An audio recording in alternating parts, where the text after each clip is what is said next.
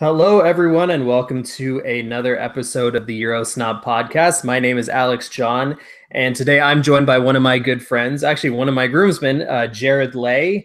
Say hello to the folks, Jared. How's everybody doing?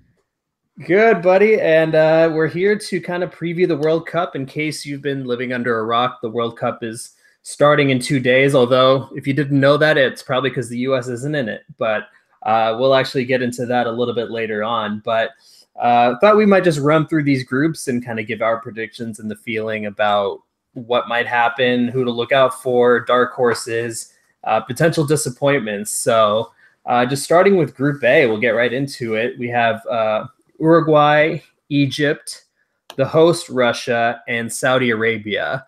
Now, on paper, I got to be honest, that is probably the worst group in the tournament. Am I wrong on that? When you see that, doesn't that just seem like not a World Cup group? It looks extremely boring to me. But they do this every 4 years, right? The host always gets in my opinion, the most boring group just to, because they're a seeded team. So they get a more, I guess, easier route to make the knockout round. Yeah, there doesn't seem to be much random about these draws sometimes. And just on paper, when you see those four teams, I think what sticks out to me is this really should be Uruguay's group to lose. I don't see any 100%. reason.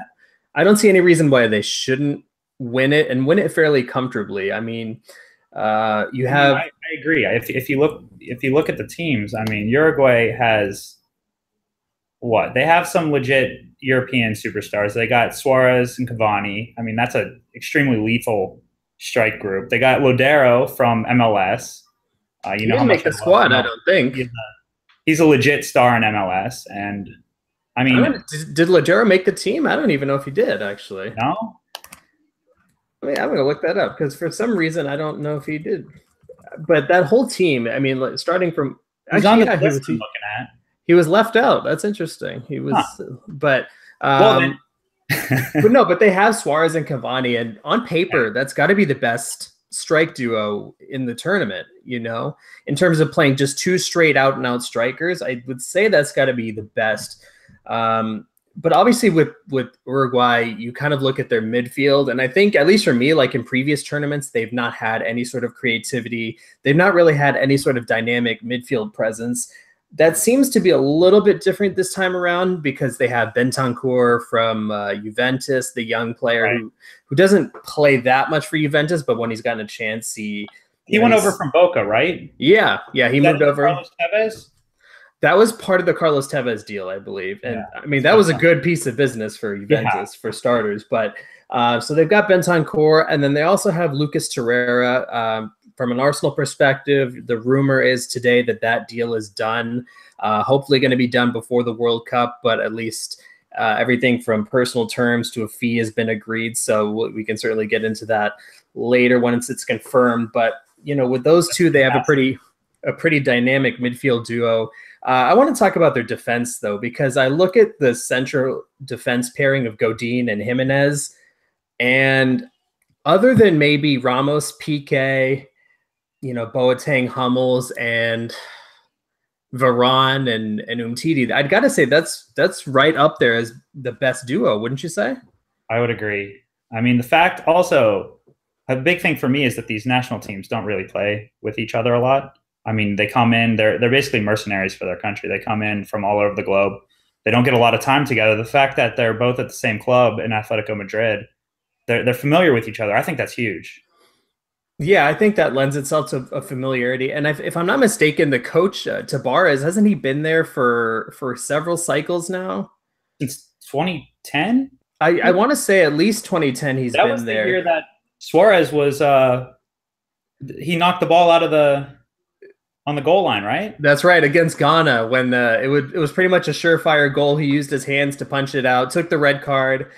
Ghana missed the penalty, and Uruguay went on to win. And then I don't want to get too far off topic of this group, but the 2010 World Cup was the last World Cup that I think either of you really enjoyed, since we were both studying for the bar during the 2014 World Cup. That is also true. 2014 World Cup was literally me in front of my books for a couple hours, watching a game, going back to the books, watching a game.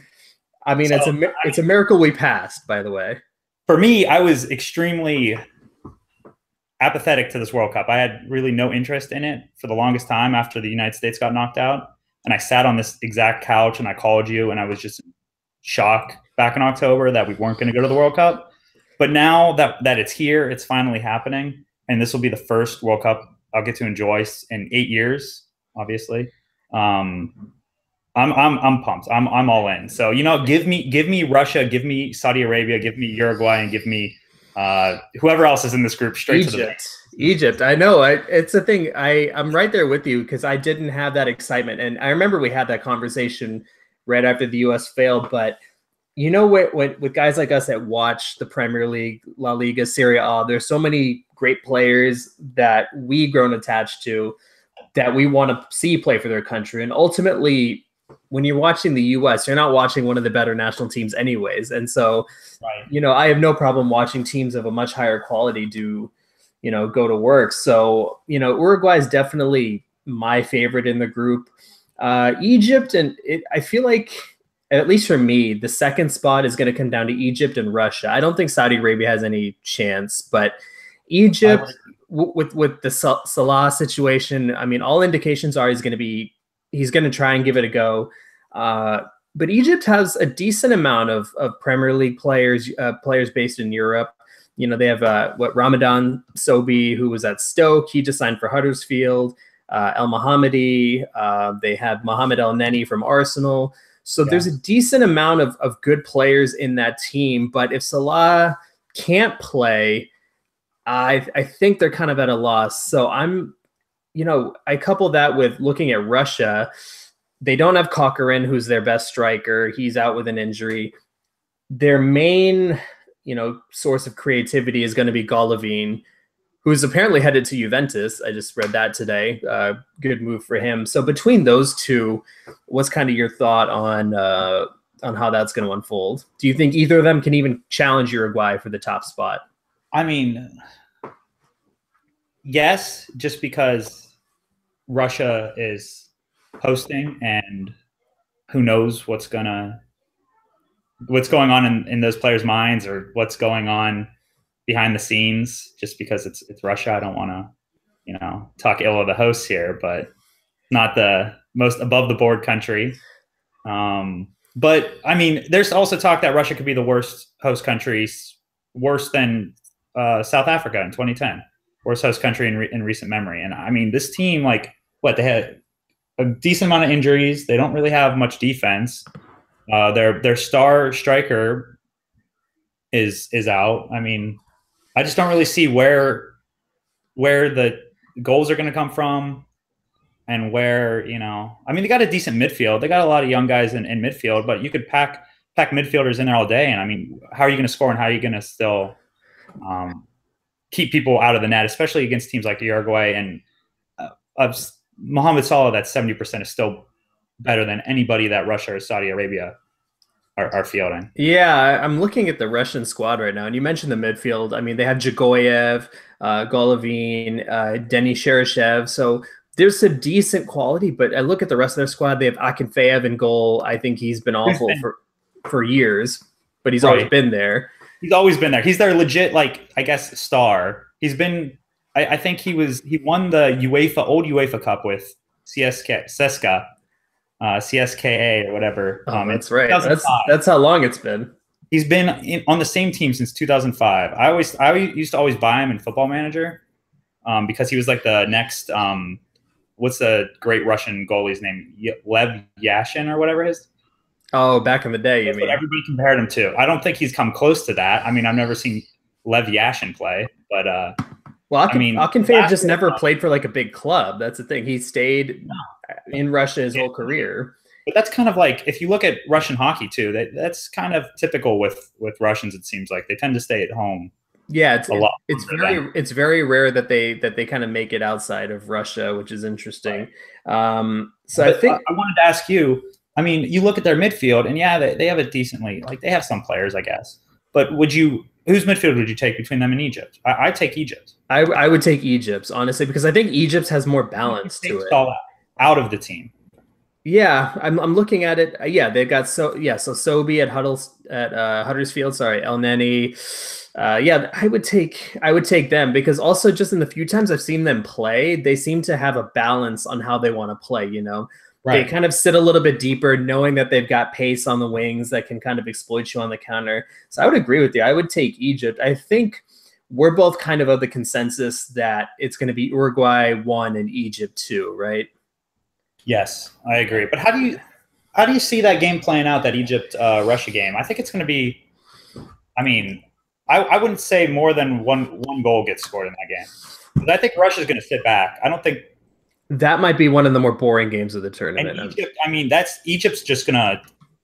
I mean, I'd imagine that they're going to sit back, be defensively organized, and try to spring Salah all tournament.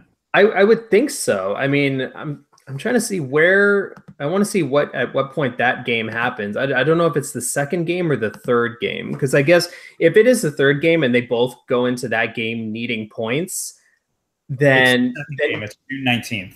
June 19th. Okay, so it's the second game then, yep. Right? Okay. So they both kind of go into that game a little bit timid because, presumably if Egypt loses their first game to Uruguay, they know that they need to get some points on the board. Right. So they figure if we get 1 against Russia, we can beat up on Saudi Arabia. 4 points gets us through. Russia's probably thinking, well, we're not going to get anything when we play Uruguay. We probably beat Saudi Arabia, so they might play for a draw, honestly. And that, I don't know if that's going to set up for the most entertaining match. But I know you and I are both kind of keeping a bracket here to see who we've got going through. So I think we both pretty safe in saying Uruguay and Egypt. Yeah, I have 1 and 2, Egypt, Russia, and then obviously Saudi Arabia. That's how I have it as well. So fun factor on their second coach since they qualified. And you mentioned a connection to the Australian coach as well. Right, the coach that qualified them, Bert van Marwijk, excuse my pronunciation of the Dutch, is coaching for Australia now. So that'll be interesting to see how they do.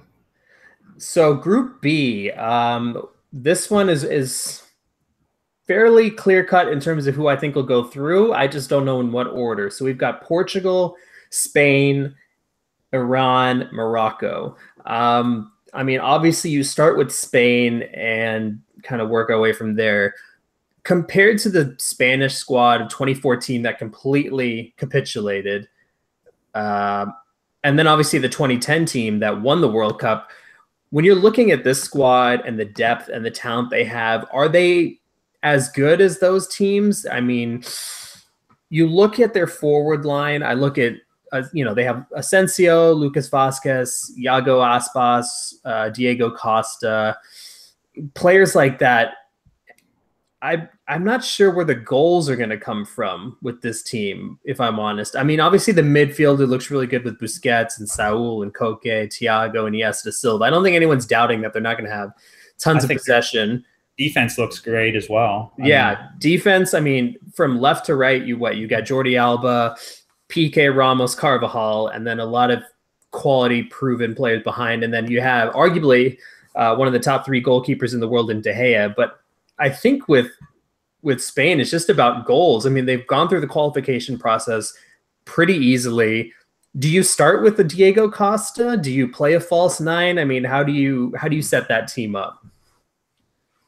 You got to play Diego Costa, I think. But it seems like every time he's played for Spain as the 9, he's not clicked. I mean, because his style just doesn't seem to work with that possession-based attacking style. I also think maybe that you switch. You have a little possession, but they're going to sit back, absorb in the midfield, keep it in the midfield, and then you spring him. You let him be the physical player that he is. Goals are going to be hard to come by for them, but I think you got to play to the strength that they have and the fact that their best players are all going to be behind the ball. I don't know. And plus Costa, he can be a game changer. Yeah, I mean, he has a physical ability that I don't think a lot of central defenders can match. I mean, the guy I'm looking forward to seeing is Marco Asensio, though. I think he's one of the most exciting young players in world football, and he's done well for Real Madrid. And I think this is the first time where, in a long time, where there's more Real Madrid players on the team than there are Barcelona players. So that's kind of an interesting switch. But looking at guys like Isco and Asensio, guys like that, I mean, who on the Spanish squad are you kind of excited to see? De Gea. Just simple as that. I think he's their best player. And I know it's kind of weird because they have a bunch of amazing players in the outfield, but I can't think of he's the best goalie in the tournament, in my opinion. And it's kind of an interesting contrast because if you remember in 2014, Casillas had a nightmare World Cup. I mean, just awful. Like, I genuinely felt bad for how poorly that tournament went for him.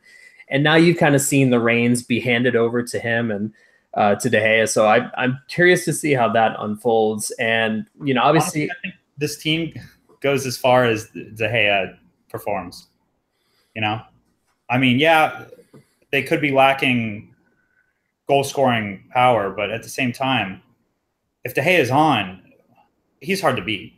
Like, and that keeps you in a lot of games too. Right. You're getting out of this group if De Gea is on, just through his sheer will. I mean, Portugal, yeah, is a factor, but at the same time, your midfield can neutralize their midfield, and you just get 1 or 2 goals from Costa, which would be awesome, and you're out. You're on to the knockout rounds where you become a lot more pragmatic, and that's where De Gea really is gonna, and that's a good point because once you get to the knockout rounds, you really just need a midfield that can control a game and a good goalkeeper, and then you take chances when they come to you, but you're not necessarily going to create 6 or 7 chances a game. You might get 2 or 3. So you need a team that can kind of compensate for that. But you mentioned Portugal, and they're kind of one of my dark horses in this entire tournament. Now, I know Cristiano Ronaldo is 32 or 33. I don't remember.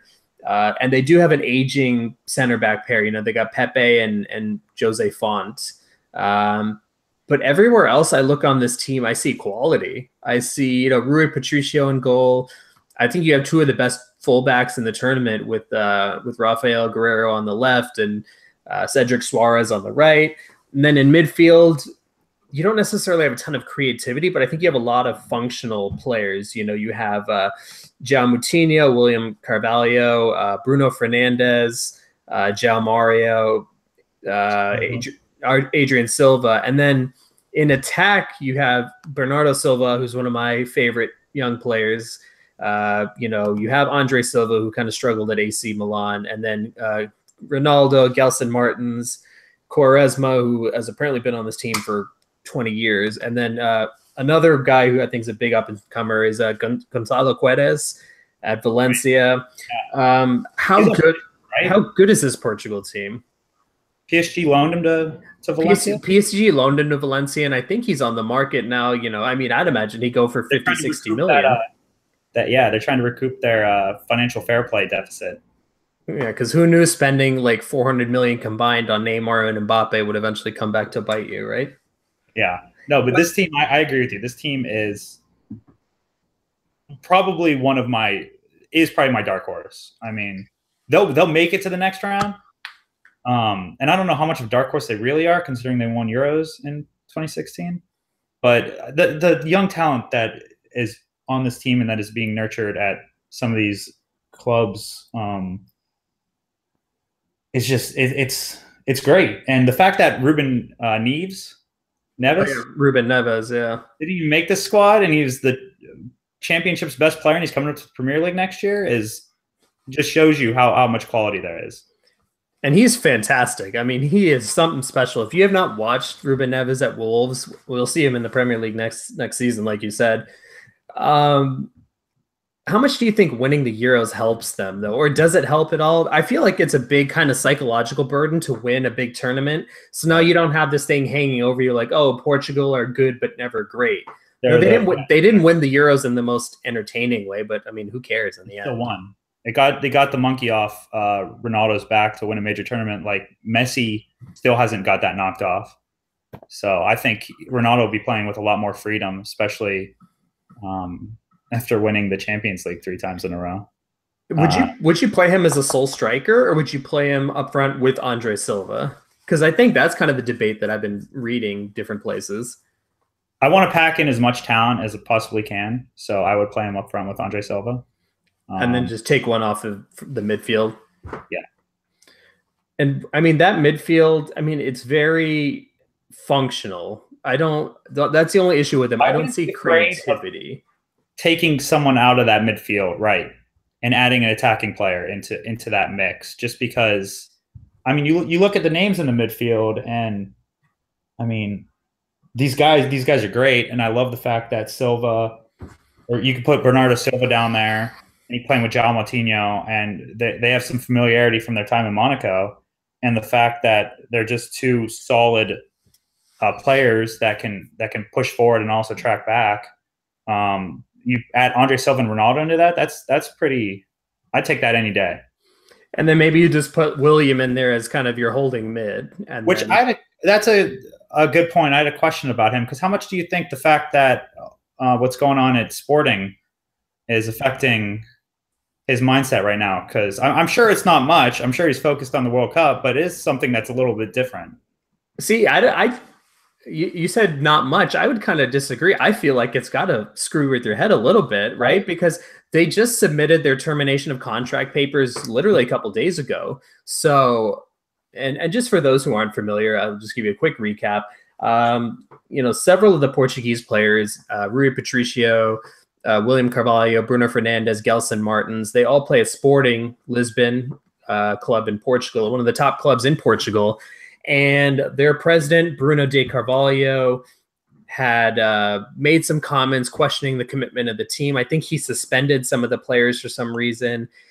He basically made some comments that could pretty easily have been seen as inciting fans to violence.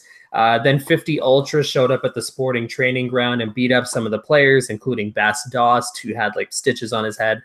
And the players ultimately said, hey, we're going to terminate our contracts for cause unsafe working conditions. So a lot of the Sporting players are looking to do that. And some of those guys are on this team. So I have to think that plays on your mind. I mean, I know Sporting is kind of trying to fight against what they're saying, but I think it's a pretty cut and dry case where the players are going to win. But when you have this impending situation hanging over your head, I would have to think it kind of messes with you, even though fans have obviously taken their side and understand the situation. I don't know how you could really put that to the side. You know what I mean? Right.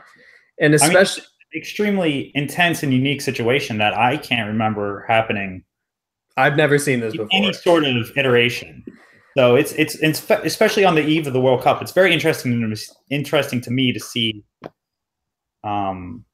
exactly how players who might be affected by this will respond. Yeah, I mean, the good thing is that this group is set up for Spain and Portugal. Whoever wins that game doesn't really matter. It's set up for both of them to walk through the group stage. Yeah, I think the only thing with that group is you want to avoid finishing second, so you don't have to play Uruguay in the next round. But honestly, I don't want to talk about. I mean, yeah, it'd be great to avoid Uruguay, and I don't want to get into the knockout rounds yet because we're still going through the groups. But I would take either of these teams over Uruguay. Oh, yeah, easily. But I'd much rather play Egypt than Uruguay, I think. Right. With Morocco and Iran, I'm not even going to pretend I know much about the Iran team. Morocco at least has a few players people, casual fans might be familiar with. Mehdi Benatia from Juventus, Nabil Darar, Fenerbahce. The one that everyone says to keep an eye out for is Hakim Ziyech at Ajax, attacking player. But yeah, he might be. He's Roma's looking at him. Roma is? Yeah. I mean, that would be a good piece of business for them. And with Kluivert. Actually, the Kluivert deal's done, so Roma signed.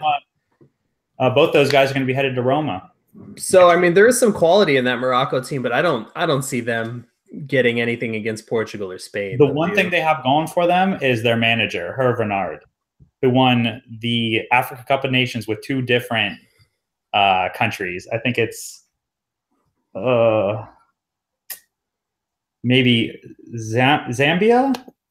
And let me look the other one up real quick. But that's how he's a great international manager. And I think he gets the best out of these off the trail countries. Yeah, and I think, in this kind of tournament, a manager really can compensate for a lot of the shortcomings. You know what I mean? It's I think that's a good point. And so Zambia and Ivory Coast, he won the Africa Cup of Nations with. So he's taken over his third African team, leading them to the World Cup. It'll be interesting to see how he does on this stage, because I think he's one of the better international managers in the game, at least under the radar. So it'd be interesting to see if he could put together a decent World Cup, and maybe I don't think there's any chance that they get to the knockout stages. Yeah, I don't see it. Spain, but if he could give them, a run for their money, we could see maybe him getting a club job this fall, or maybe next year, which would be interesting. He also is an immaculate dresser. I just want to put that out there. If you look up, there's something to be said for style. Bernard, he is like a Frenchman. He is a Frenchman, but he is what I picture people in France dressing like all the time. That's high praise, actually. That's one of the nicest things someone could say about a also, guy. The manager of Iran is Carlos. Excuse my Spanish, but Queiroz. Oh, Carlos Queiroz, right? Yeah. I think he coached Portugal at one time, didn't he? He did coach Portugal, and he was the assistant manager at Manchester United back in the day when Alex Ferguson was there. Okay. So out of that group, though, I mean, you have Portugal, Spain coming out. In what order, though? I'm going to say Spain beats Portugal in that game. Actually, ties. I'm going to say they tie, and Spain goes through on goal differential. Okay. I have Portugal going through in first and Spain second, but I think it really might come down to goal differential, because they play the first game, and I think they both know that they're going to win their next two, so they can play that game more conservatively. I think that's going to be a tie, because they know if they tie, they're both going through. Yeah, they're set. Group C. Who do you have before we go to Group C? Morocco or Iran? I have Morocco, Iran in that order. Yeah, I have Morocco and Iran. I think Morocco's at least got a little bit more top level talent that can kind of do something, at least pose some threat. And they got Herb. Yeah, exactly. So Group C, we've got France, Australia, Denmark, Peru. I got to be honest, this is one of those groups I'm not particularly enthused about. Am I too cynical here?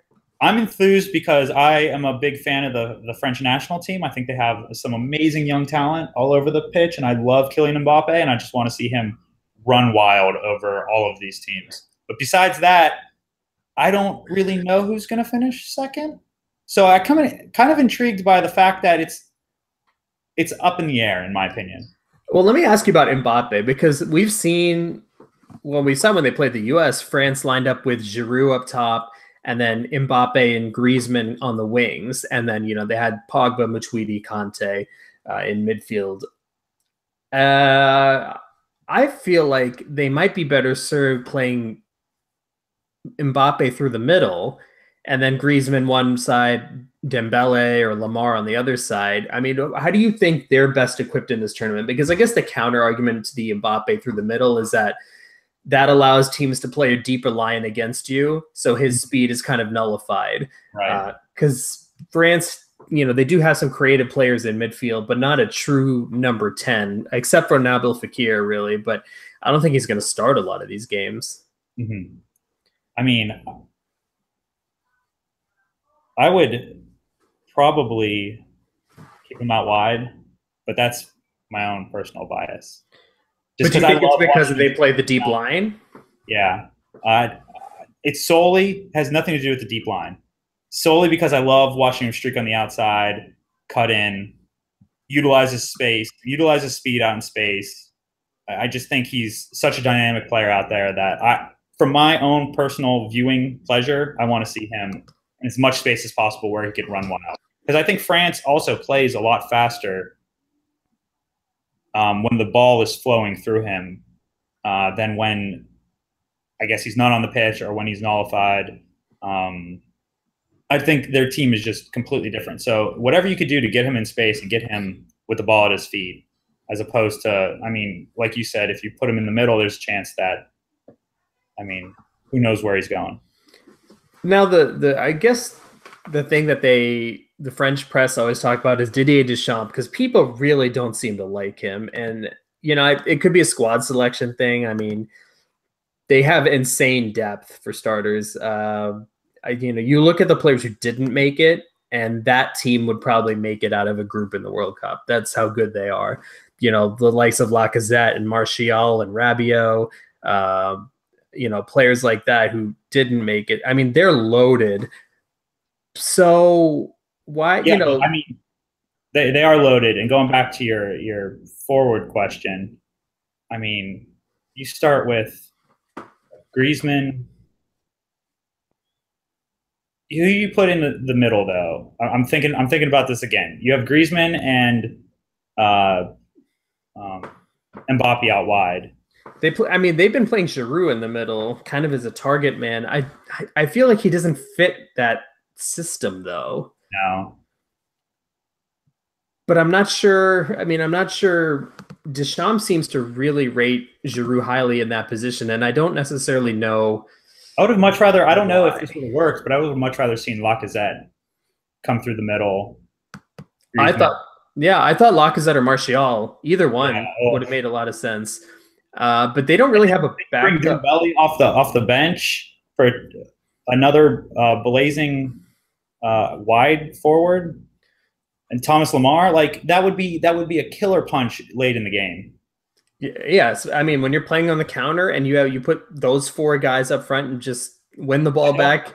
No offense to Chelsea fans, but I don't want to see. I'm going to change my answer. I'd rather have Mbappe or Griezmann in the middle. Even though I'm not sure how Griezmann and Pogba can really play together if Griezmann's not out wide. But I'd rather. I don't want Giroud anywhere near this team. He's the one guy on this team that I do not enjoy whatsoever. I just don't think he fits. I don't think he fits. You have all these dynamic players, and then you have a target, like a traditional target forward. And I do want Mbappe out wide, though. I have to think there's a way to get his speed and utilize it. But, I mean, fortunately, I don't think it's something they're going to have to worry about in the group stage. I mean, when you look at Denmark, Peru, and Australia, it's tough to pick one, you know, to go through. I mean, Denmark, you look at their squad, and I have it here.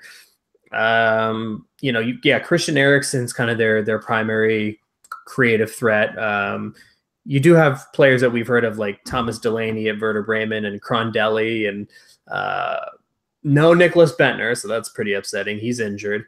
And then they have Andreas Christensen in defense, and other Kasper Schmeichel in goal from Leicester. They're a decent team. They kind of remind me of Sweden, though, where they just have a lot of players who are decent, but maybe only one kind of special player. Right. Australia, I got to be honest, I don't know too much about that squad. I know their midfield, they have Jedinak and they have Bert, manager. They have Bert Ben Marwick. Saudi Arabia. They have that young kid everyone's talking about, Daniel Arzani, the 19-year-old. And then Peru, I mean, the big story is that, you know, having Paulo Guerrero ruled eligible to play. So when you're looking at those three teams, who realistically do you see getting out of there? Well, Peru, I don't, but Peru could be the most creative, fun team that's not France in the group. I mean, I think their average height is like 5'8". So I think they're going to be playing some pretty fun on the ground football. But Denmark, my answer is Denmark. I would go Denmark, and then Peru and Australia. How do you have those two?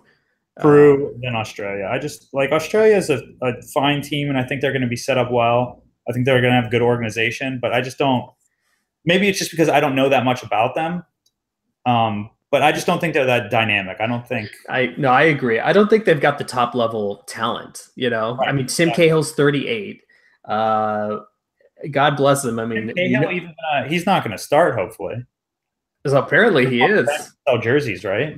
I'm told that I'm told. Sorry, I read that he might start, but I would bring him off the bench. Although this predicted lineup I'm looking at doesn't have him starting, so I'm hoping probably not for his sake. That's just a lot to put on a 38-year-old player. But I wanted to actually move to Group D because in my opinion, this might be the most interesting group in the entire tournament.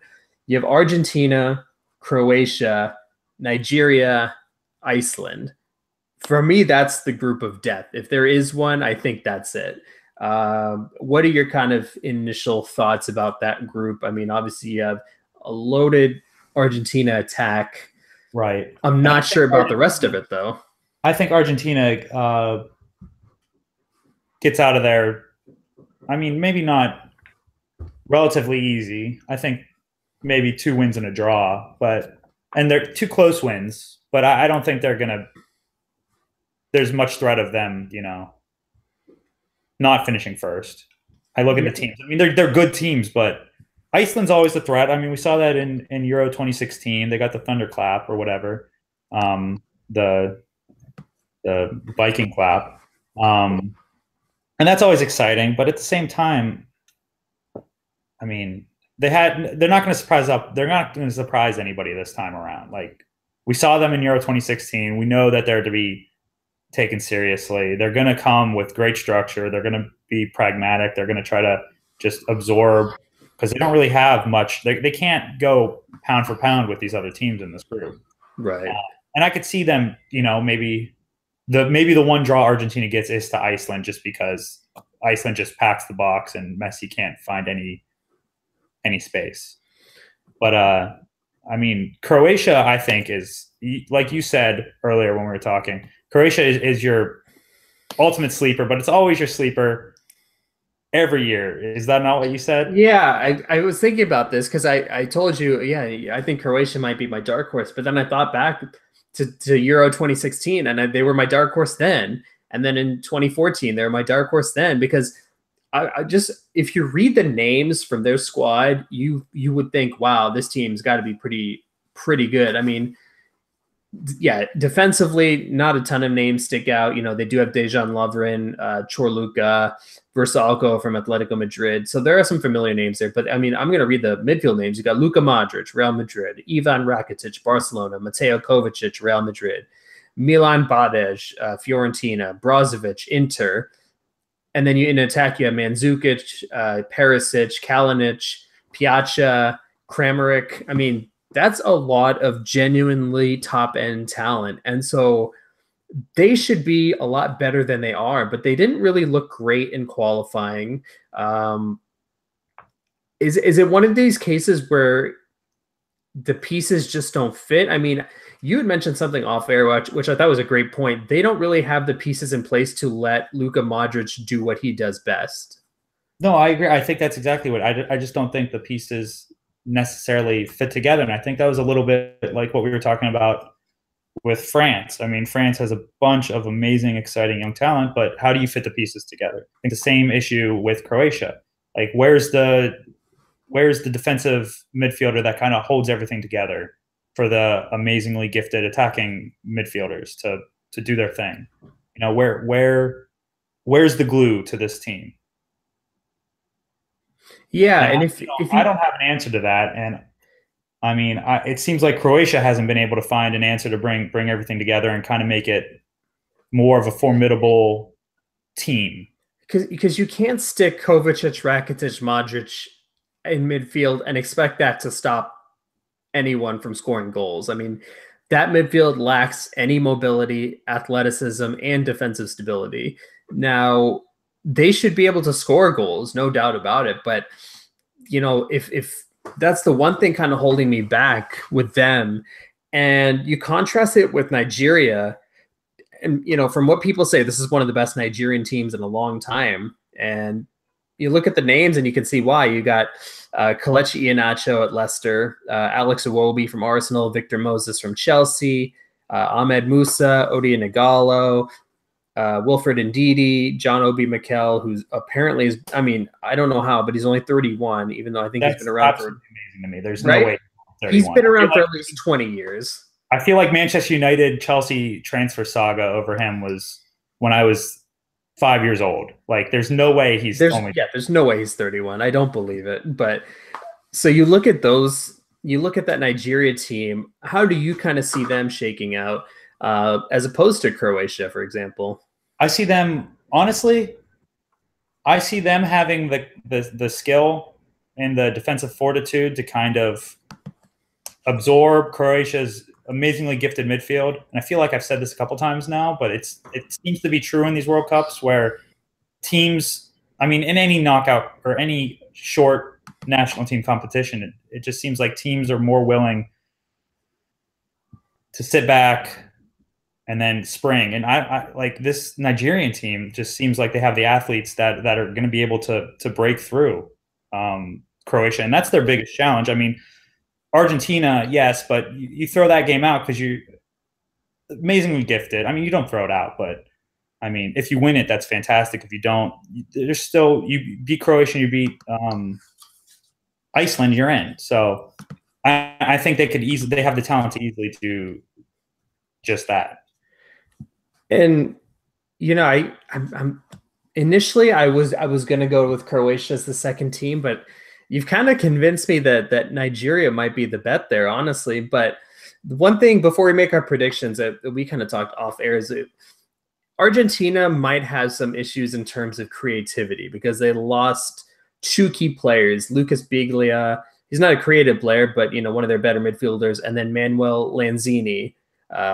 You know, they're both out for the tournament, is my understanding. But looking at this Argentina team, you look at their forward line, it's Messi, Dybala, Higuain, Aguero, Christian Pavone, who I think is going to have a breakout tournament, Angel Di Maria, players like that. I mean, first of all, how do you line up this team? And secondly, defensively, do you think they're good enough? Because you have Otamendi, Fazio, Marcos Rojo, who you're familiar with as a Manchester United fan. I mean, do you think that Sergio Romero? You've seen enough of him. I'll answer your defensive question, and then you can follow it up with how you would set up the team, because I'm more interested in your opinion, because I think you're a little bit more familiar with some of these players than myself. But defensively, having watched a decent amount of these guys, no, I don't. To win the tournament, no. To get out of this group and maybe progress to the quarterfinals or semifinals, I think they could hold it together and they could get by on their attacking talent alone. But that's a huge weakness, and in my opinion, I see that being their Achilles heel. I see that being the exact cause as to why they will not win this World Cup. And I think I just gave away my prediction here of who's going to win, but it will not be Argentina because of their poor defense. And I know I agree. And actually, I misspoke because Sergio Romero's injured, so he's not even eligible. So it'll be Caballero or Franco Armani. I have no idea who that is. You tell me how you would set up the team. Interesting tidbit about Nigeria is that they too have goalie issues, and that their starting goalie has only ever played in the Nigerian Premier League. So that'll be an interesting test to see how he does on this gigantic stage. That's a big adjustment. Actually, I didn't even know that. With Argentina, they always seem to start with Higuain. I don't get it.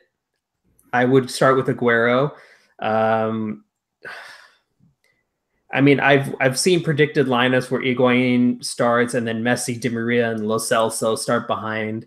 That doesn't make sense to me. I love starting Lo Celso in a attacking role after he played all season in Paris as a more defensive midfielder. Exactly. I'm not sure that you can play him higher up. I mean, if it were me, I would start with Aguero rather than Higuain. I think he gives you better movement. I think he opens up more space for Messi. Would you play both? I don't know if the midfield is good enough to play both. I think you need that extra body in midfield. I would try to play more of a 4-3-3, really. You know, Messi on the right, maybe Pavone on the left, and then could they take out one of their crappy defensemen and just put on another attacking player and just press?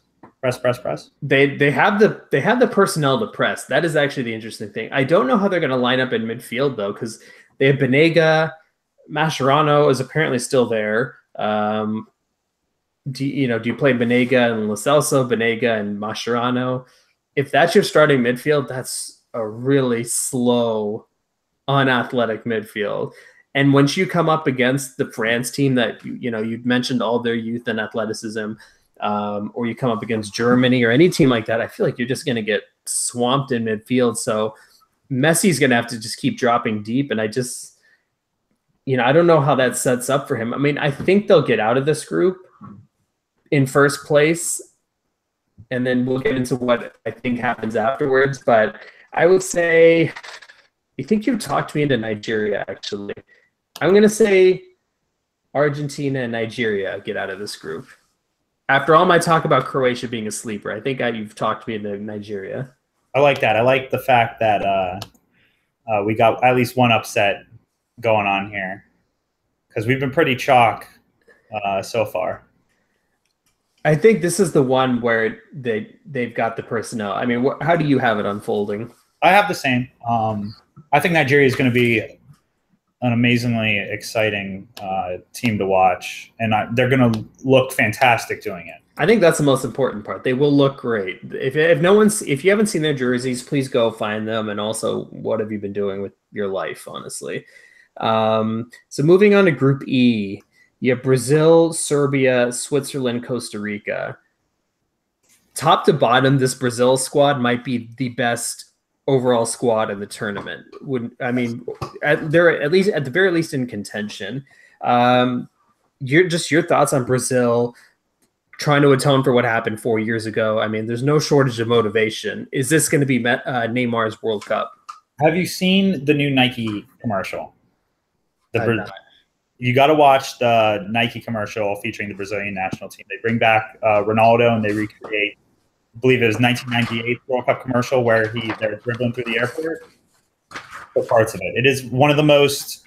I watched that. I'm not Brazilian. I have no Brazilian blood in me, but I had goosebumps after watching that. I was so on board with this Brazilian team. They still have issues, obviously, across the board, but Neymar's back. I think he took a little bit longer than necessary to recover from his injury. I think he's going to be ready for this. This is their redemption. I think this is the team to beat, in my opinion.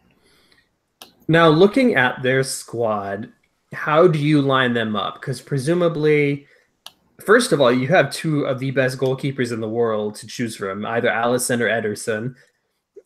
You presumably go with the PSG center back duo, Marquinhos and Thiago Silva, although you also have João Miranda. You have the best left back in the tournament in Marcelo. You have Danilo on the right. I presume you play with Casemiro and Fernandinho kind of as your holding mids, and then maybe play Willian or Coutinho as a 10. And then, you have Neymar, you have Gabriel Jesus, Douglas Costa.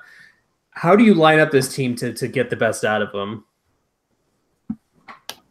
I mean, what you just said there, that lineup pretty much tracks my thinking. But instead of, you got so much attacking talent, you can't play. I don't think you play Fernandinho and Casemiro both. I think you play one or the other. Coutinho, Willian making up the midfield, and then Neymar, maybe Douglas Costa. And Gabriel Jesus in that position, and then I don't know. Do you go Firmino or do you play? How would you do it? See, it comes down to. I think this attacking talent's pretty interchangeable up top.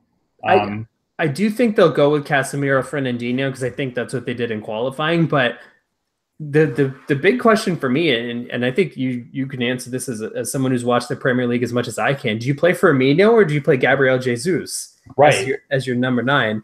I think Firmino is a more creative player in terms of linking up, but Jesus is just a lethal finisher. And I feel like that's what they need. I would go Firmino, and then I mean, I don't see any harm in bringing Gabriel Jesus off the bench. I mean, you play Firmino, who I think will play a little bit.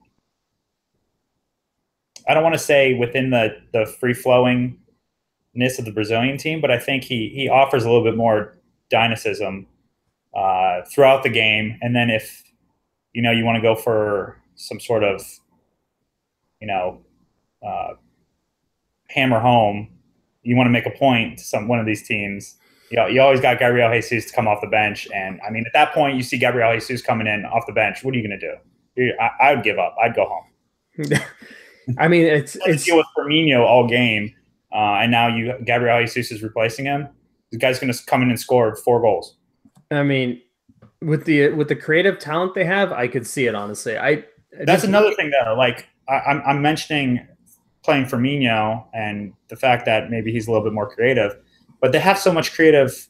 See, this is the issue that I'm having here. Like, this is why I'm not a soccer coach or never will be, is that they're like, it's an abundance of riches. Like, you can't really go wrong in my opinion, but maybe you do play the better pure out and out goal scorer.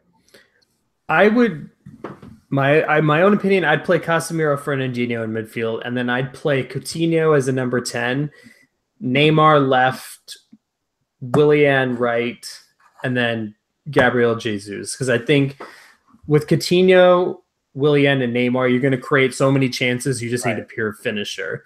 Right. But I think we're kind of both of the opinion that Brazil are going to walk this group pretty easily, I think. Now, looking at these other teams, Switzerland, Costa Rica, Serbia, I mean, my inclination is to go with Serbia because I think there's a little bit more upside to their team in terms of some of these players. Mitrovic has a really good season at Fulham on loan from Newcastle. You have Zivkovic at Benfica, the winger who had a really good season. And then one of my favorite players, having got to see him live, albeit in a substitute appearance, is Sergej Milinkovic-Savic, who I think is just due for a breakout tournament. Because I don't think a lot of people know about him. The Lazio midfielder, rumored to cost upwards of 100 million euros. I think that Serbia has enough experience in that team with guys like Kolarov and Ivanovic and Matic. I think I would lean towards them. Costa Rica, coming from the U.S.'s region, we're pretty familiar with a lot of those guys, Brian Ruiz and Joel Campbell and all those guys. And then Switzerland, I don't know. For me, Switzerland just seemed like one of those teams kind of in the mold of Denmark and Sweden, where they have players at good clubs, but they're not necessarily any superstars. I mean, how do you see those other 3 teams kind of unfolding? I mean, Costa Rica was the darling of the last World Cup, right? I think they got to the quarterfinals, right? Yeah. I don't see them getting out of this group. I think they're going to finish dead last. I would agree with that. Yeah. So I guess it comes down to Serbia, Switzerland then. Costa Rica does have Keylor Navas, though. And like my David De Gea comment earlier, these games, to me, I mean, every game that these teams play, the other 2 games that these teams play that aren't against Brazil, I think are going to be low scoring. So who knows? Maybe Keylor Navas can pull some saves out of his hat, like Tim Howard did against Belgium, and maybe they pull off an upset or 2. But I think they're finishing dead last. Switzerland, and I agree with you. I think Serbia's got more. Just looking at the rosters, I would take Serbia, just comparing them straight up. I mean, I don't really tactically, I don't know how they typically line up, but just looking at the names on these rosters, the talents with Serbia, in my opinion. Yeah, I think Milinkovic-Savic, I think, just kind of puts them over the edge in terms of having that elite player. So I think we're both going Brazil 1, Serbia 2 in that group, Switzerland and Costa Rica to follow, right? I agree. Yeah. Group F, we have Germany, South Korea, Mexico, Sweden. Uh, my first question to you, because I was looking at their roster, you leave a guy like Leroy Sané at home. Very surprised. Which shocked me, right? What was your reaction when you saw that, especially because he was left at home, presumably for Julian Brandt at Leverkusen? I mean, the argument, I guess, was that Sané wasn't necessarily good for country, but was good for clubs. So, well, first of all, what does it say about Germany that they can leave a guy like that at home? I mean, they're favorites for a reason, right? This is why the United States will never win a World Cup, because Leroy Sané would be the greatest player we've ever had, and they're leaving him at home. Like, that's scary, right? Yeah. But I saw an internet picture that said Brazil have Neymar, Argentina have Messi, Portugal have Ronaldo, and then Germany has a team, right? That's basically, I mean, that's why they're good, is that they have a style. They've had the same head coach for what, 2010, 2000, when Jurgi Löw take over for Jurgen? 2010, I think, right? Yeah. Before, he was from that cycle on. Yeah. I mean, they know how they want to play. They have players that play well together. I mean, it seems like most of these guys are, I mean, of Bayern Munich or familiar with Bayern Munich's style, have come from similar styles.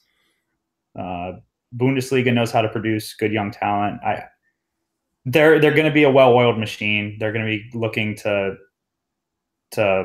follow up their victory in Brazil, and I think that this group, good teams, but clear-cut favorite in my opinion.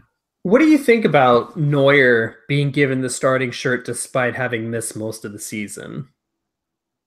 I don't see any issue with it. I mean, he's still if you were Ter Stegen, though, wouldn't you think, man, I had such a good season for Barcelona? That's kind of messed up, right? Yeah.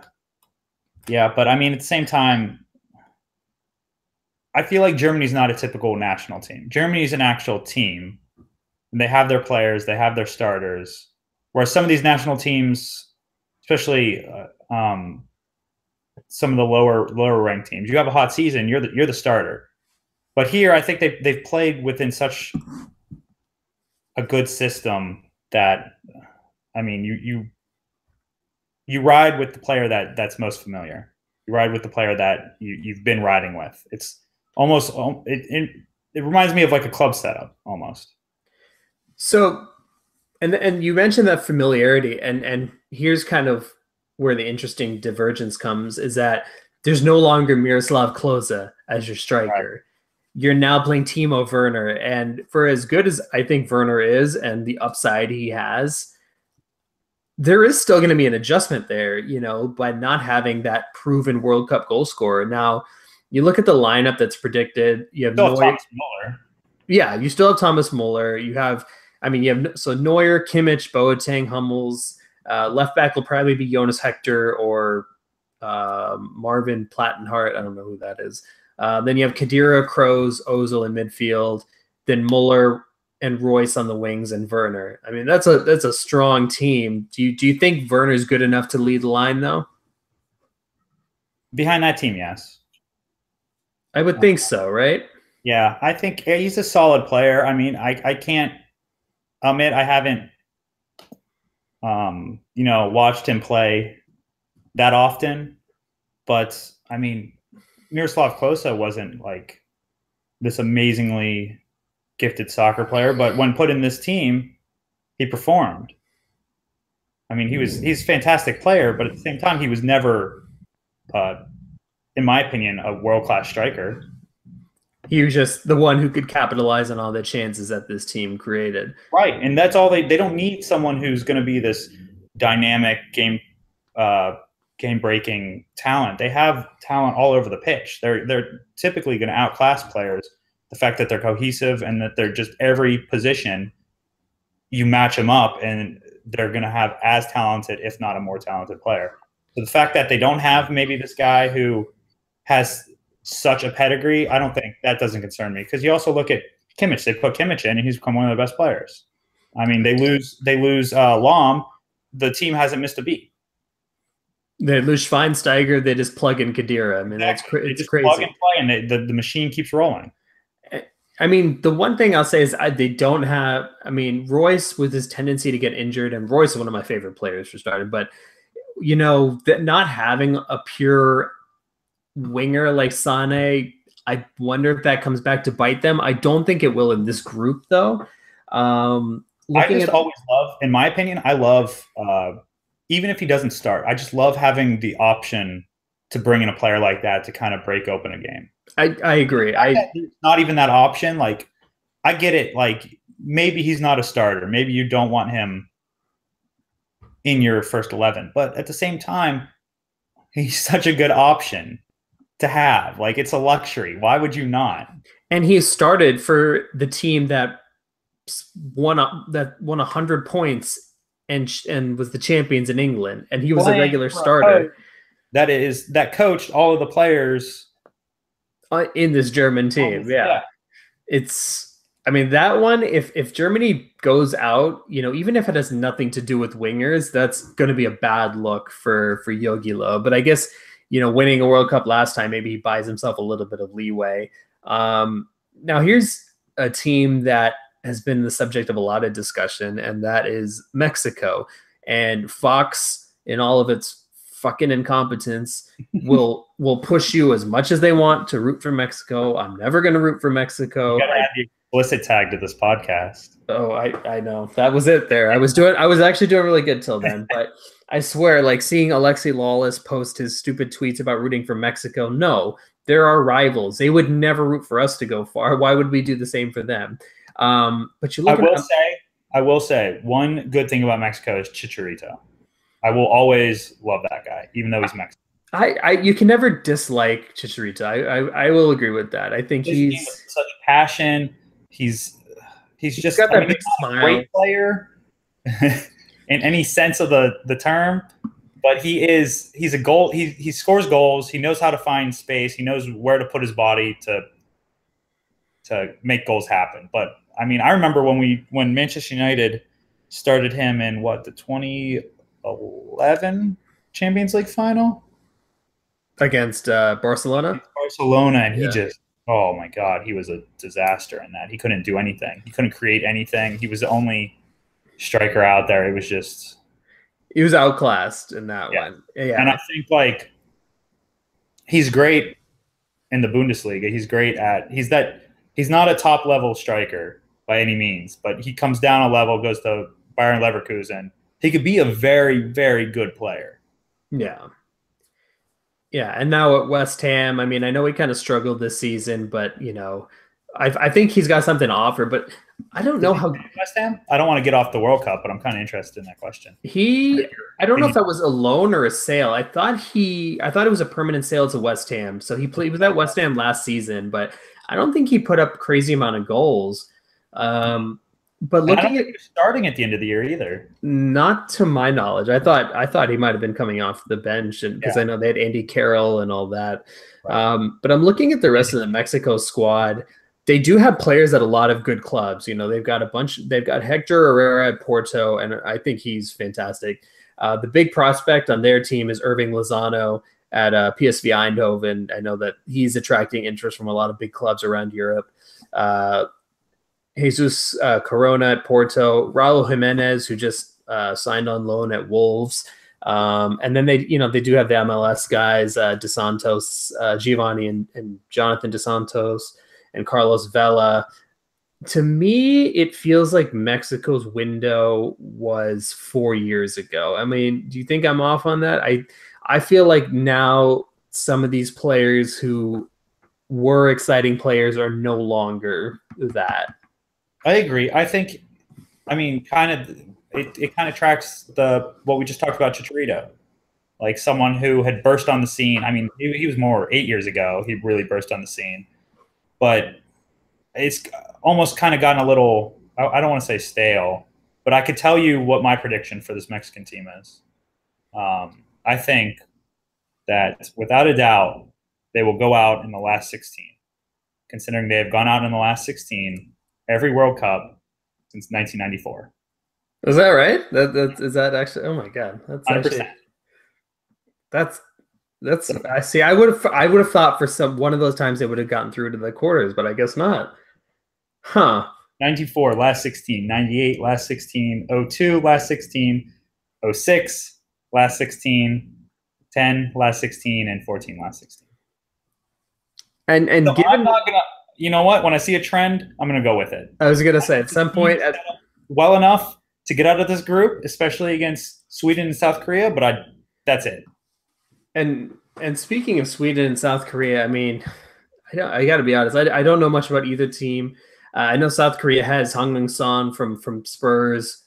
He's a pretty good player, but looks like they have another player from Red Bull Salzburg, Hwang Hee-chan. I'm not too familiar with that team, so I really can't say much about it. Sweden, they do have Emmy Forsberg from Red Bull Leipzig. Knows Zlatan Ibrahimovic, interestingly enough. I mean, I would have loved to see Zlatan come back for the World Cup. I thought it would have been cool, just because of the presence he has. I don't see either of these teams posing a threat to Germany or Mexico, though. Do you? No, I don't. I'm looking at the Swedish team, and I mean, to be honest with you, I know Lindelof, and I'm excited to watch him play and see how he does at the World Cup. Hopefully he can, have a nice little tournament and maybe propel next season at United. But Mexico, here's another Mexican stat. They've lost 5 competitive matches in the last 3 years, right? Mm-hmm. That tells me that they're pretty good against teams like Sweden and South Korea. What they aren't good at is when they play teams like Germany and Brazil and Chile. They lost 7-0 to Chile in the Copa America, I think 2016. Mm-hmm. They lost to Germany 4-1 in the Confederations Cup. So I don't think Mexico is going to have much trouble with the likes of Sweden and South Korea, specifically because I think we're two of the more knowledgeable soccer fans, and I can't really tell you much about the South Korean team. I've got nothing on them, honestly. I think Sweden is comparing the teams. Mexico, I would take the Mexican players over the Swedish players on purely talent standpoint. So that's where I'm at with looking at this. I think they're set up better than Sweden, and I like the talent that Mexico brings to the table. So I'm going Germany, Mexico, then Sweden, South Korea. Yeah, that's how I have it as well. And Mexico got through CONCACAF qualifying pretty easily. And as you and I can attest to, apparently that's CONCACAF qualifying's hard, man. Apparently it's hard. So yeah, Costa Rica went to the semifinals, quarterfinals. Yeah. So I think those are the two. Yeah, South Korea again. All I really know is Sung-min Han and Key from Swansea, but I just don't see enough talent there. But so I think we're on the same page with that. Group G. Moving on to Group G, we've got Belgium, Panama, Tunisia, England. Let's start with Belgium because this is everybody's favorite team. This is the team everyone's thinking is going to break through. On paper, there's certainly the talent. You have the likes of an Eden Hazard, Dries Mertens, who had an unbelievable season in Napoli, Kevin De Bruyne, one of the best players in the world, Tielemans from Monaco, Axel Witsel, Lukaku, players like that, Alderweireld and Vertonghen. How do you set them up? Do you play a 4-3-3? Do you try to pack in Lukaku, Mertens, and Hazard? That's a really good question. I don't know how you get the best out of that. I love those three as a front three, though. I mean, Mertens out wide with Hazard out wide, and then big, powerful Lukaku, who is like a modern-day Ronaldo in the middle. Like that's fantastic. I mean, you're gonna score goals. And then I guess in midfield, you'd play De Bruyne with Witsel and maybe Witsel and Tielemans. Is Witsel good? Like I'm being serious here. He's highly rated, I feel like, but I honestly, because he went to Russia, I haven't seen him play. Everybody talks about how good he is. You know, it's funny. People have talked about him for like 6 years as like this really good center midfielder. I rarely saw him play. He's like $50 million. And now he plays in China at one of the Chinese clubs that paid him big money. He went the Hulk route. Yeah, he went the Hulk route, and he's kind of been anonymous since then. And so I don't know how good he actually is. And it actually brings me to a question I had for you, because this involves one of my favorite midfielders, Raja Nangolan. I don't understand. He got left out because he smokes too much or something like that, right? I don't get it. I mean, help me out here. Roberto Martinez. He's a fucking idiot, right? Because like, hasn't Roberto Martinez gotten fired from every job he's had? Yes, is my no. Well, he left Wigan for Everton. No, where did he go? Yeah, Wigan. He left to go to Everton. Relegated? He got Wigan relegated. He won an FA Cup, and then went to Everton. If I remember. And then he had like a really good season at Everton, followed by a really bad season at Everton. But he knows how to coach Lukaku. He does, but I mean, it just seems like there's been so many problems already just with that, right? I mean, this is a team like France. I feel like on paper, I'm looking at these guys, and I think they should fit together really well. But in practice, it doesn't seem to really ever come. That magic moment doesn't seem to ever really click and come together. And I don't know what's going to happen this year either. And I think this is the last year that they're really. This is their World Cup. If they don't do it this is the end of their golden age. I was going to agree. I think they've got their best players at their peak right now. De Bruyne and Hazard, Lukaku, Alderweireld, Vertonghen, Dries Mertens. All these guys are in their prime. Again, I just don't get leaving Nangolan at home. You have a powerful central midfielder with who can shoot from distance, who can tackle, who can cover ground. It goes back to my Sane point. Like, if you have this player, you have this option. Why not bring him? We've seen like England. I remember in 2006 brought 15-year-old Theo Walcott for no reason other than to get him experience at the World Cup. Like, why would you leave one of your best players at home? Like, I just don't. It doesn't make sense, because it's not like you have tons of players like him either. Right. And especially if you're going to be trotting out Fellaini at any point, if you're in a tight game, do you want to bring on Fellaini or do you want to bring on Nangolan? I don't want to bring on Fellaini ever. Yeah, just at any point. No, there's no Fellaini. I mean, Fellaini excites me just about as much as Giroud excites me. So not at all then. Yep. I mean, Drew's a gorgeous man rocket, but I do not want to watch him play soccer. Yeah, and see, Fellaini doesn't even have the gorgeous part going for him. No, he's got a pretty cool afro, though. He has a good afro, but no beard, and he just looks like a doofus, you know? Yes. Now let's talk about the England team. I think this is one of the first times since I can remember that no one is expecting England to do anything.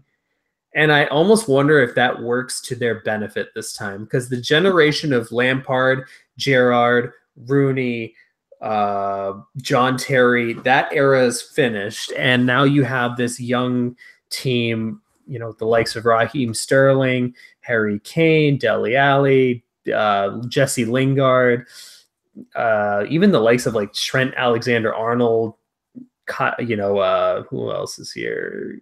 Yeah, Trippier, like all these kinds of players.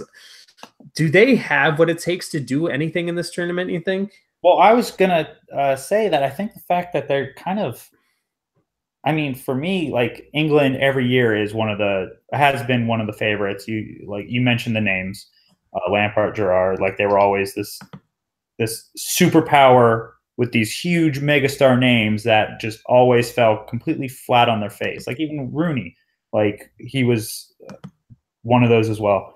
Now you got this team full of young, actually really, in my opinion, exciting talent that here in the States are flying completely under the radar. I'm sure in England it's absolutely bananas for them.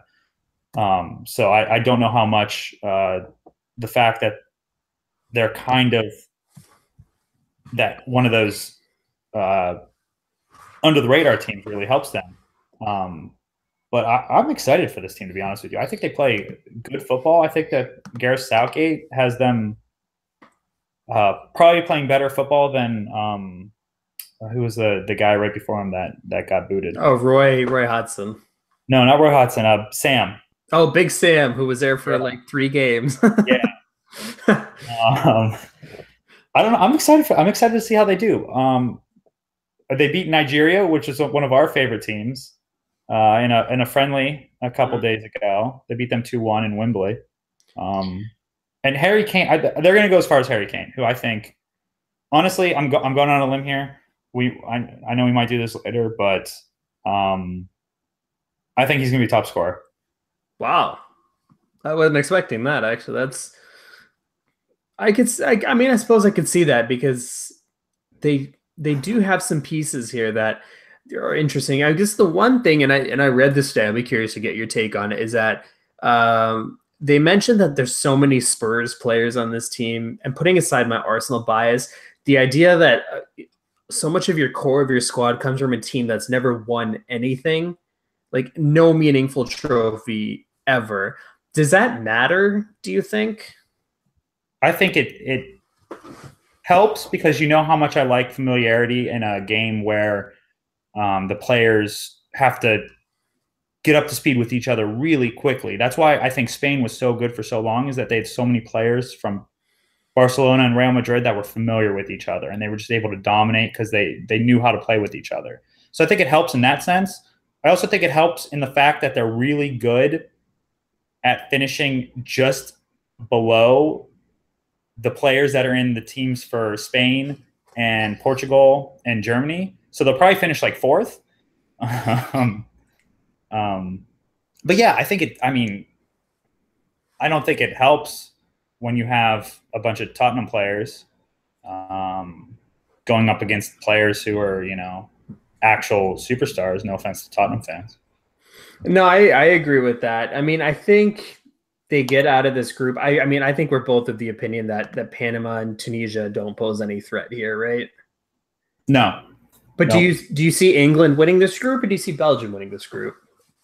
I see Belgium winning. I think England finished second. Yeah, I think that's what I have as well. So the last group here, before we get into our knockout predictions, is probably the most unpredictable group, honestly, is Poland, Japan, Senegal, Colombia. I think this might be my favorite group. I think it might be, honestly, because I don't think I realized how many players I liked are from Senegal. You know what I mean? I looked and I didn't know that Keita Balde is from Senegal, the player at Monaco who was originally at Lazio, Mbaye Niang at Torino, obviously Sadio Mane, Idrissa Gueye from Everton, Cheick Kouyaté, West Ham. And my favorite center back in the world, Kalidou Koulibaly at Napoli. Amazing pronunciation. That was really good, right? I actually didn't practice that. So that's a really, really good team. And, but before we kind of get into that, I'll just go through the other teams. Colombia, you're looking at Falcao, who's had a resurgence. Obviously James Rodriguez, Cuadrado, Davinson Sanchez, and as a center back, Yerry Mina, the other center back from Barcelona. It's not as good a Colombia team as previous years. I would say the same about Japan, honestly. I think they do have the likes of Keisuke Honda and Shinji Kagawa, but they don't really have the upside that they've had in previous tournaments where I've actually predicted them to do anything. And then one thing that's interesting about Japan is that they changed their coach recently, and they kind of went to a more possession-based game where they were trying to do counterattack, and the results have gotten slightly better. They're looking better, so I think they're going to be an interesting team to watch. I don't think they're going to win the group. Obviously, I don't think they're going to finish second. I think they're going to finish dead last in this group, but I think they're going to be a very tough, composed team. Yeah, that's the thing. There's no easy game in this group. I mean, you look at Poland, you have 2 really good center forwards in Lewandowski and Arkadiusz Milik. Good midfield with, Zielinski and Błaszczykowski and, players of that nature. Krakowiak. Who would you say is the best player in this group? The best overall player in the group? Yeah. You know, it'd be really easy to say Lewandowski, but I actually would probably go with Mane. I think it's between Mane, Lewandowski, and Hamas. Because Hamas just had an amazing year at Bayern. Yeah, And Hamas really turned it wearing around. a Hamas jersey, but I look at this group as almost like the NFL. Like any of these teams, with the exception of Japan, has a legit chance to come out of this group. Like this is going to be fantastic television. I mean, looking at the matchups, which one do you think would be the best matchup to watch? I think Senegal Colombia could be like the game of the tournament. You stole the words right out of my mouth. Right? That's because exactly the one I'm looking forward to. They both play great tempo. Third game for both of them. So there probably is going to be a berth to the knockout round on the line. And you're probably going into that even needing to win it, either to go through or to win the group. Yeah. Which means, you avoid Belgium in the next round. So this one's kind of tough. I gotta be honest. I had written down what I thought initially, and I think I've changed my mind, because initially I had written down Poland, Colombia, Senegal, Japan. I don't know how good Poland is, though. You know what I mean? I feel like they've got a lot of name players, but I'm not sure how that's going to translate. I don't know. Name players, and besides Lewandowski, I'm not that high on a lot of them. I mean, you look at Krakowiak, who didn't hack it at PSG, and now he's at West Brom, right? Or he was on loan there. I don't know if he's still there anymore. My guess right now is maybe Colombia 1, Senegal 2, Poland 3, Japan 4. I'm actually with you on that. Yeah. But I feel like I'm going to change my mind 6 or 7 times in that group. But I think that's going to be the most unpredictable group. One of my all-time favorite World Cup upsets, by the way, Senegal over France. 2002, right? Yeah. I remember that game. And they say that this might be the best Senegal team since that one. I hope so. So that'll be interesting to see. So we got through all the groups. Well, do you have your bracket there? I do. Let me put in what we just. All right, so I have in the bracket for me Uruguay, Portugal, France, Nigeria, Brazil, Mexico, Belgium, Senegal, Spain, Egypt, Argentina, Denmark, Germany, Serbia, and then Colombia versus England. So you want to start with Uruguay and Portugal? Yeah, and that one I have Uruguay and Spain, but I think either way, we both have Uruguay losing, right? In my next one, who did you have? You have France versus... I have France, Nigeria. Yeah, I have France, Nigeria there. I love Nigeria. But I think France is going to be too much for them, especially since I think they have similar, I wouldn't say styles, but I think they're both very athletic teams, and I think France is going to be able to counter Nigeria's athleticism with their own creative attacking. I agree with that. I would go France over Nigeria. Then we both have Brazil, Mexico, right? Right. Yeah. I think Mexico can give Brazil a game, but I think Brazil is too good top to bottom. Like I said, last to 16, Mexico out, Brazil. Yeah. Oh, God. That'd be a tough one for them to run into. I mean, that Brazil team. So then we have Belgium versus, I guess it'd be Senegal, right? I have Senegal, yeah. Yeah. So Belgium versus Senegal, I think Belgium go through. Although I think Senegal give them a game. I think this will be similar to the U.S.-Belgium round of 16 in 2014. So you think Senegal will have a chance to win? I think Senegal will have a chance, but Belgium overall just has too much talent and will prevail.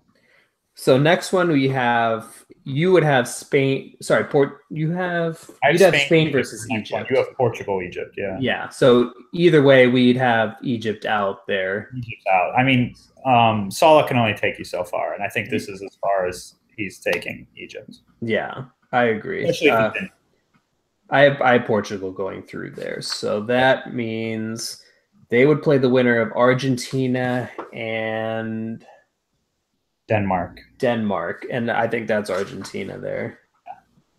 Then we have Germany versus Serbia. I think Germany there, right? I'm with you. Germany, and then Colombia, England, and that's a great game in my opinion. That one, I just thought about it, and that's the most interesting contrast in styles because Colombia is just this free flowing balls to the wall attack, and England is more of this not disciplined, but it's a very structured system.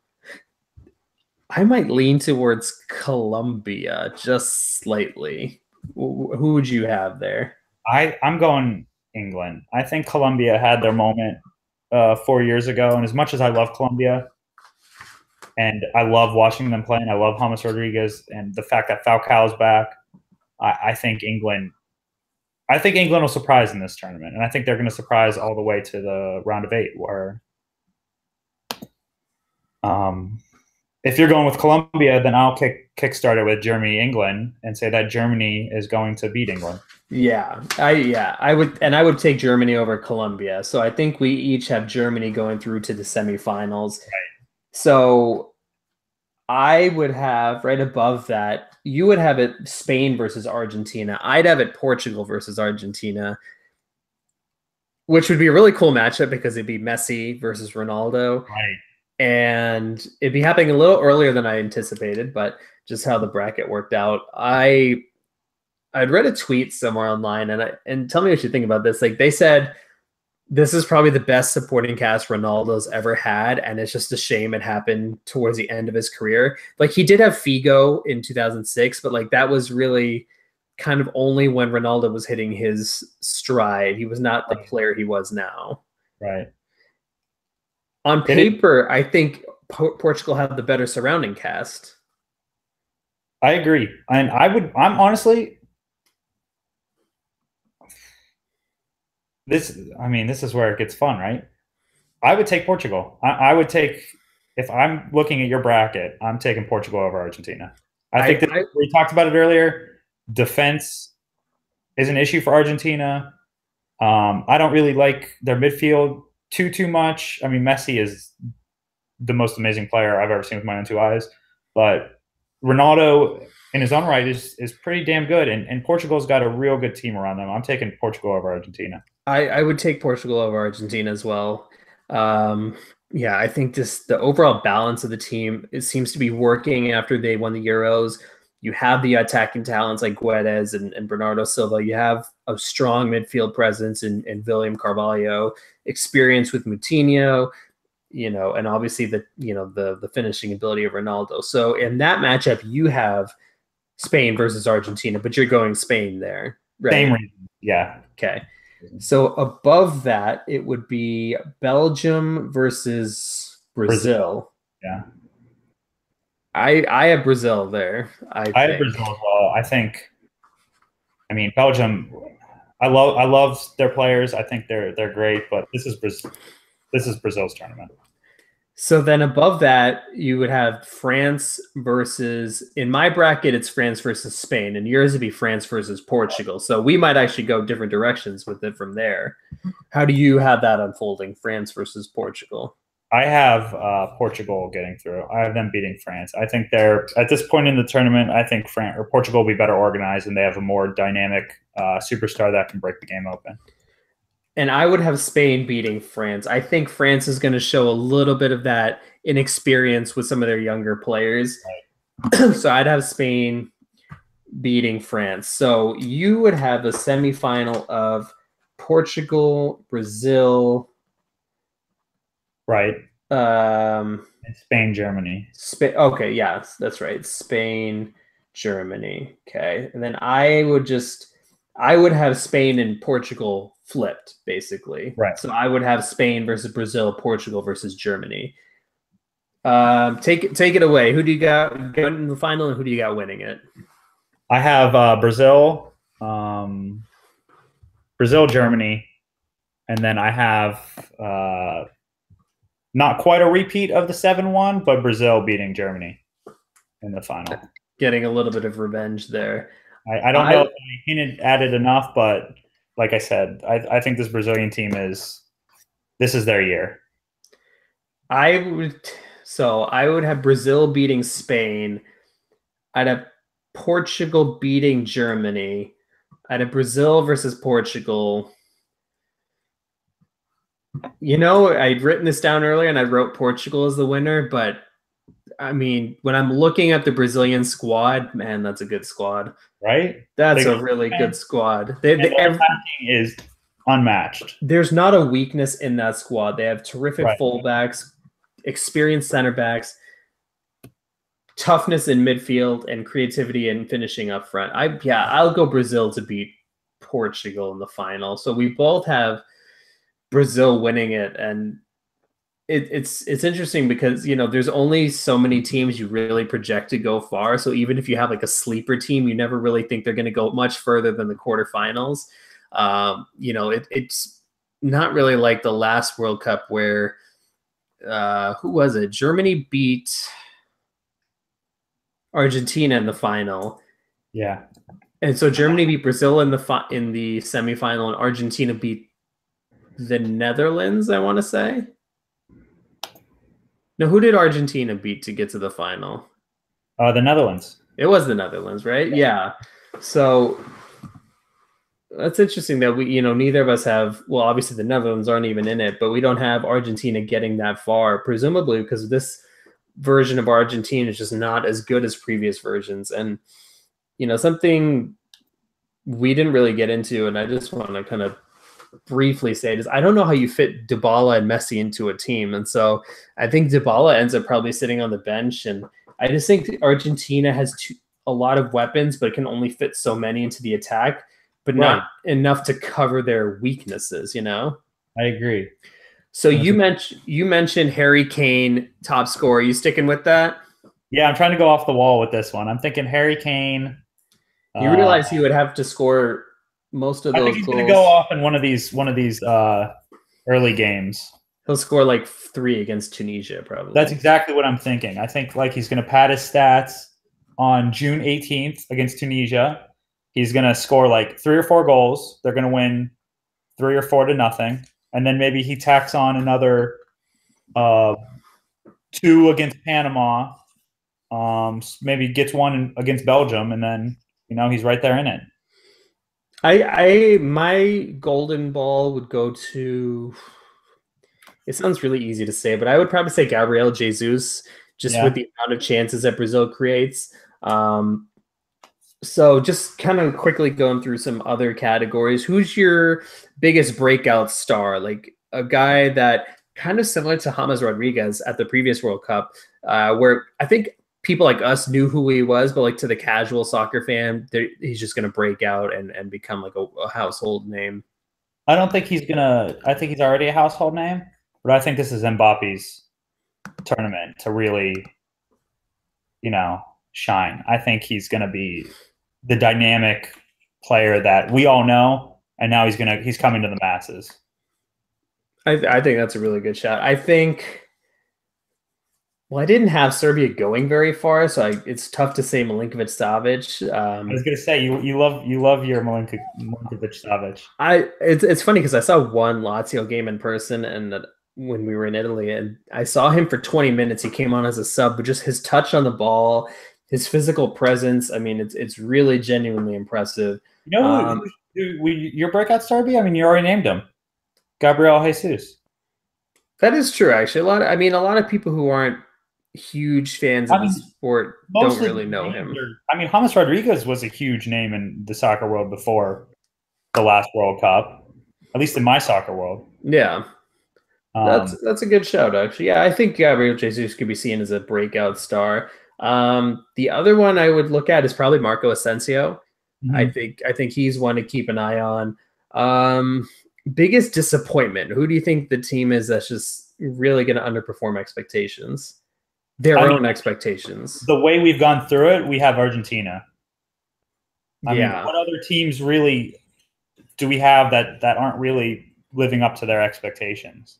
France, maybe. But we have France losing to like Portugal and Spain. I don't know if you can consider that a. Maybe Mexico, but I mean, how could you not live up to expectations if you're going out in the last 16? That is your expectation. That is literally the baseline expectation. And I don't think they have much. I mean, the other answer is Belgium, right?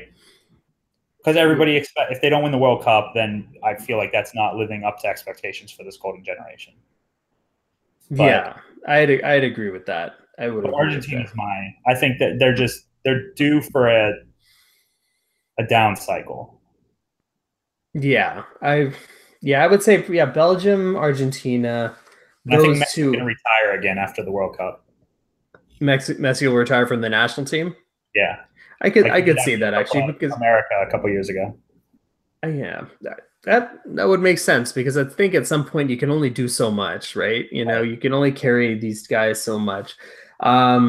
So I think we've kind of gone through the preview. Just before we wrap up, I kind of want to get your take because we haven't had a chance to talk about this.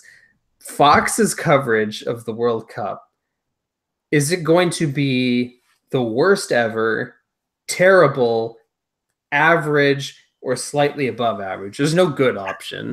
I just want to. I'm gonna say terrible. I would say I'm not gonna go with the worst ever, just because I don't want to. I want to give myself something to look forward to, and what I look forward to is maybe Alexi Lawless not being as big of a dickhead. That is asking a lot, man. I know.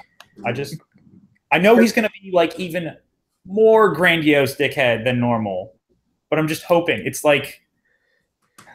I just wish he would get honestly, I don't no ill will against the man, just maybe miss his flight. And he's already there. That's the sad part. He's already there. Yeah.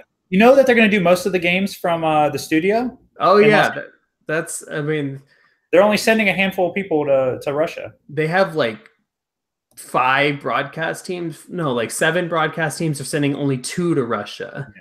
I hate Fox. Solely because they've taken the ESPN model of getting these personalities that apparently people are drawn to and just blowing it out for literally every single thing they do. All they want is just these over-the-top personalities that have insane opinions about things like Alexi Lawless. And I mean, I'm obviously trying to get a job with Fox considering I'm picking Harry Kane as top scorer of the tournament. But the coverage. I'm looking forward to seeing games on my television. I'll leave it at that. I don't know. My Spanish is really not good, but I will consider watching Telemundo if Lawless is on TV. Yeah, it might be a good opportunity to pick up some Spanish. Honestly, it's not going to be the worst thing. I'd love to watch especially a Mexico game on Telemundo and. Here's my thing with Fox, and I've said this on Twitter, so if you follow me, you've already heard this, but here's how I pictured their marketing meetings going before the U.S. didn't make it. All right, we got the World Cup. What are we going to do? Well, let's use all American voices because, now we don't need British accents to talk about the game. So let's use American voices, and let's just talk about MLS and American players. Okay, then what happens? U.S. doesn't qualify. All right, what's plan B? Plan B. Well, let's run some stupid commercial with 23andMe, that DNA testing thing. Discover your roots. Okay. Well, a lot of people's roots have nothing to do with the countries that are in this tournament. Like for me, for example, India's not in it either, so I really have no options. Plan C. Okay. Well, let's tell people to root for Mexico. Well, they're our biggest rivals, so no one's going to do that. Nope. Plan D. All right, well, we spent all this money on the World Cup, so now we're just going to conduct everything from a studio in LA, and we're going to pretend that people won't notice the difference. That there was an article in The Guardian today. If you haven't seen it, you should read it. Basically just bashing Fox. I think they called Lawless a slack-jawed doofus that American soccer just can't do without for some reason. Extremely accurate. Yeah, they just made fun of the whole Fox crew. The whole Remember Fox. Gus Johnson calling soccer. They put Gus Johnson on a Champions League final once. Right. That should probably tell you something. That's fucking insanity. Yeah. Yeah. And they're going with this lead pair of John Strong and Stu Holden, and Stu Holden is just the most irritating person to hear. And then they had a Fernando Fiore character who's literally just a cartoon character. I mean, there's nothing about that guy is real to me. I mean, he just plays a character, but it's like what you said. They're all playing a character, I feel like. Yeah, there's no genuine analysis, and that's what irritates me, because people are like, oh, well, controversy sells. I'm like, does it though? Like, have you ever seen Fox's soccer ratings? Have they ever been good despite the strategy they use? And so you contrast it with ESPN's World Cup coverage last time around, which admittedly had Lawless, but they put him to the side for games that he knew nothing about, which was most of them. But they had the likes of Michael Ballack and Gilberto Silva, Santi Solari, who I thought was fantastic. Right. They had Roberto Martinez doing those tactical breakdowns, but like they actually gave him something he knew something about. Respectable people with rational opinions. Exactly. That's depth to what they were talking about, instead of just shouting out, like playing, like you said, cartoon characters. Yeah, exactly. Like, you hear Lawless and he just yells out these stupid phrases like, "Oh man overboard." I mean, it's soccer. There's no man overboard. It's not a ship, or, "Oh man, things are getting loaded in midfield." Like, who talks like that? And it's funny because I saw BBC had an advertisement for their coverage, and they have like Lampard, Gerrard, Rio Ferdinand, Cesc Fabregas, Pablo Zabaleta, Gary Lineker. What's that? Where can I watch them? We got to stream it somehow. Yeah, that's the thing. Exactly. That's somebody hit a link in Alex's Twitter feed. I know. Please shoot us any streaming links. But anyways, I just wanted to get that off my chest. I know we've gone for a little while, so if you're still listening, kudos to you. I do kind of have one more topic that I'm interested in. Oh, yes. I want to see what you are interested in, or see if you have any thoughts on this. But like the host country, Russia, we haven't even mentioned this. And I mean, last time I checked, they have a pretty bad hooliganism problem. I mean, Euro 2016, their fans attacked the English fans in Marseille. Like, that's interesting to me to see what measures they put in place to prevent this kind of thing. It's interesting you say that, because part of me feels like, wow, that it really could be even uglier, because now everyone's coming to Russian turf. They're on their home turf. The only thing that makes me think maybe they clean it up is they know that the world is watching, right, and Putin wants to show on like put on a display, like a display of strength.